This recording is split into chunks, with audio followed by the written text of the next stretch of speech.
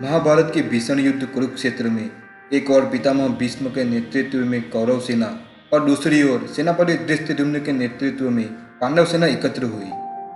यह घटना महाभारत के भीष्मवध पर्व की है और यह व्याख्यान संपूर्णतः ऑथेंटिक महाभारत ग्रंथ से लिया गया है। युद्ध प्रारंभ होने के कुछ क्षण पूर्व सहसा अर्जुन के मन में अपने परिजनों के प्रति स्नेह भाव आने से अर्जुन ने अपने शस्त्र त्याग दिए और गंभीर शोक में डूब गए। तब अर्जुन की ऐसी अवस्था देख श्री कृष्ण ने गीता का दिव्य ज्ञान अर्जुन को प्रदान किया।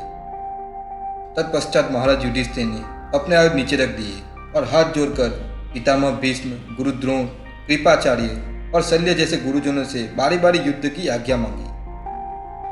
पहले धर्मराज युधिष्ठिर पितामह भीष्म के पास गए और पितामह के चरणों में प्रणाम करके बोले, मैं आपसे युद्ध की आज्ञा और आशीर्वाद चाहता हूँ। भीष्म ने महाराज युधिष्ठिर से कहा, यदि तुम इस युद्ध में इस प्रकार मेरे पास नहीं आते तो मैं तुम्हें अवश्य ही पराजित होने का श्राप दे देता, परंतु अब मैं प्रसन्न हूँ। अब तुम युद्ध करो और विजय पाओ। गुरुकुल वृद्ध पितामह से आशीर्वाद और आज्ञा पाकर युधिष्ठिर फिर गुरु द्रोण के पास गए। युधिष्ठिर ने गुरुवर को प्रणाम करके कहा, मैं आपसे सलाह मांगता हूँ कि किस प्रकार आपके साथ निरपराध एवं पाप रहित होकर युद्ध करूँगा। आपकी आज्ञा से मैं शत्रुओं को किस प्रकार जीतूं? गुरु द्रोण बोले, यदि युद्ध का निश्चय कर लेने पर तुम मेरे पास नहीं आते तो मैं तुम्हें अवश्य ही पराजय का श्राप दे देता। मैं तुम पर प्रसन्न हूँ और तुम्हें युद्ध की अनुमति और विजय का आशीर्वाद देता हूँ। मैं अर्थ से कौरव के पक्ष में बंधा होने के कारण युद्ध तो तुम्हारी विरुद्ध ही करूँगा, परंतु जीत तुम्हारी ही चाहूँगा। द्रोणाचार्य की आज्ञा पाकर फिर महाराज युधिष्ठिर कृपाचार्य के पास गए। महाराज युधिष्ठिर ने कृपाचार्य को प्रणाम करके युद्ध की अनुमति मांगी। कृपाचार्य बोले, यदि युद्ध का निश्चय कर लेने पर तुम मेरे पास नहीं आते तो मैं तुम्हें पराजय का श्राप दे देता, किंतु अब मैं तुम पर प्रसन्न हूँ। मांगो, क्या चाहते हो? राजा युधिष्ठिर व्यथित होकर उनसे कुछ भी बोल न सके।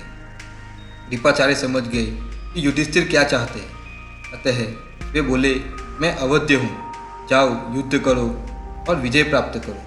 युधिष्ठिर कृपाचार्य से अनुमति ले मथुरा चले की ओर उनको प्रणाम करने के पश्चात उनसे आज्ञा और आशीर्वाद मांगा। राजा शल्य ने भी उसी प्रकार कहा जैसे पितामह, गुरु द्रोण और कृपाचार्य ने कहा था। उन्होंने भी युद्ध की आज्ञा दी और विजय का आशीर्वाद दिया। इस प्रकार सभी से आशीर्वाद और आज्ञा पाकर महाराज युधिष्ठिर वापिस अपने रथ पर गए। फिर युधिष्ठिर ने सेना के बीच में खड़े होकर पुकारा कि जो कोई वीर मेरे पक्ष में आना चाहे उसे मैं स्वीकार्य करूंगा। उस समय धृतराष्ट्र पुत्र युयुत्सु पांडवों के पक्ष में चले गए और दोनों पक्ष की सैनिक अपने अपनी व्यूहरचना करके खड़े हो गए। इस प्रकार महाभारत का भीषण युद्ध आरंभ हुआ।